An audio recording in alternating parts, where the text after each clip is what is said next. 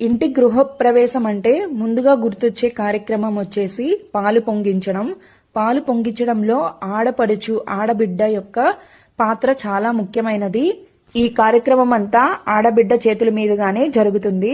So ఈ stove కి 3 రాళ్లు కానీ 6 గాని 9 గాని తీసుకుంటారు. మేమైతే 9 ఇటుక రాళ్ళు అయితే తీసుకున్నాము. ముందుగా అయితే ఇసుక పోసేసి దాని మీద ఇలాగా 9 ఇటుక రాళ్ళను అయితే స్టవ్ ఆకారంలో పేర్చి చేసి వాటికి పసుపు కుంకుమలతో అలంకరించి అలాగే ముగ్గులు వేసామన్నమాట.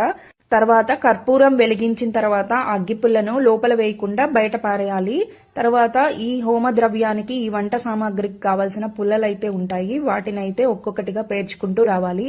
తర్వాత ఇత్తడి పాత్రలో పాలు పోసి దానికి పసుపు కుంకుమలతో అలంకరించిన తర్వాత ఆ ఇత్తడి పాత్రనైతే దీని మీద ఉంచేస్తాము. ఇక పాలు చక్కగా మరిగి పొంగిన తర్వాత టెంకాయ కొట్టి హారతి అయితే ఇస్తారు. సో ముందుగానే ఒక తాంబూలంలో దక్షిణ అయితే పెట్టి ఈ ప్రాసెస్ అంతా కంటిన్యూ చేస్తారనమాట. ఒకసారి పాలు పొంగంగానే అందరు క్లాప్స్ కొట్టి గోవిందనామాలు అయితే చెప్పుకుంటామన్నమాట. ఇలా పాలు పొంగిన తర్వాత ఆ పాలను చక్కెరతో కలిపి దేవుడికి నివేదించిన తర్వాత వచ్చిన వారందరికైతే పాలు ఇస్తారు. అలాగే ఆ స్టవ్ దగ్గర పెట్టిన తాంబూలాన్ని ఆడపడుచుకైతే ఇస్తారనమాట కానుకగా. ఈ విధంగా అయితే పాలు పొంగిచ్చే ప్రాసెస్ అయితే జరుగుతుంది.